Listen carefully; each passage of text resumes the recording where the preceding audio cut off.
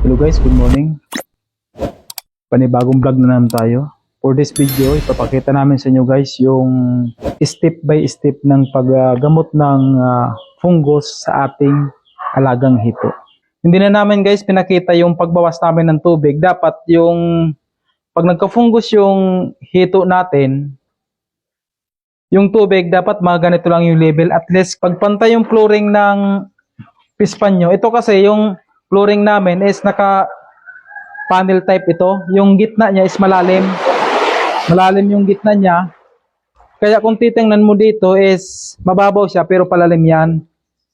Kung i-compute mo yan sa flooring na pantay, mga 8 inches yung lalim niyan. 8 inches. Hindi nag-abot ng 12 inches yung lalim niya. Mas maganda kung ganun lang yung lalim kasi mas nakakatipid tayo sa asin.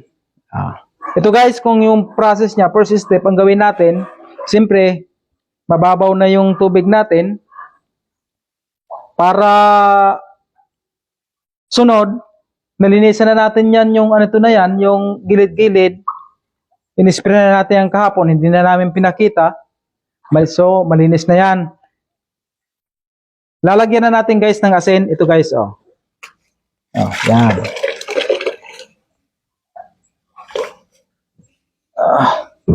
May asin na yan guys. At tunawin natin. Tunaw na. Second step natin guys, ilagay natin sa mga gilid-gilid. Yan, yan, oh. Yan. Yan. Para yung mga bakterya dyan, mamatay pa siya. Yan, oh.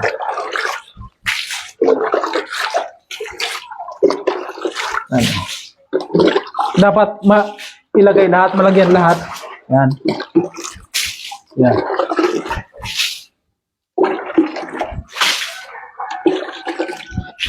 Oh.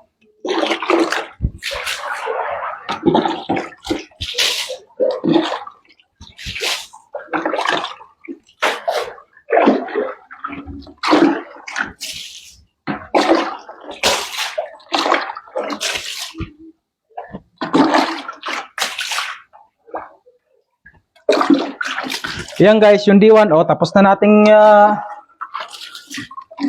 malagyan. So, yung tira, ilagay na lang natin dito. Yan guys, oh, yun na, nalagyan na natin. So, ang hinahanap natin guys na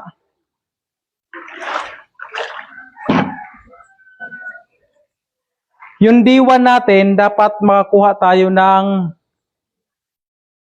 reading sa refractometer is 3 ppt.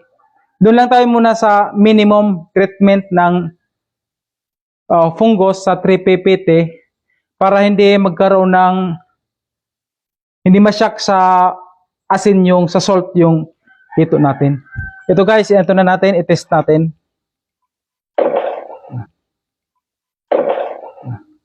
I-test natin kung may 3 ppt na ito. Hold muna. Test natin sa ating refractometer kung mag-abot na siya ng 3 ppt. Yan guys, oh. Ayan. Ilagay natin dito.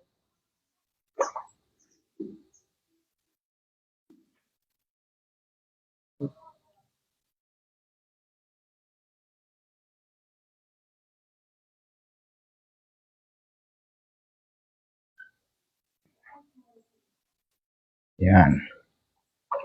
So, silipin natin.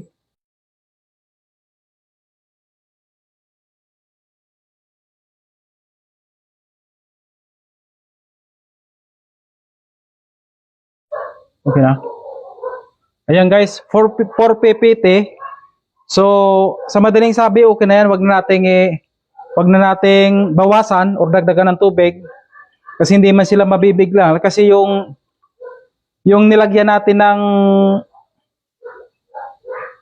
salt is mga breeder naman ito, kayang-kaya nila.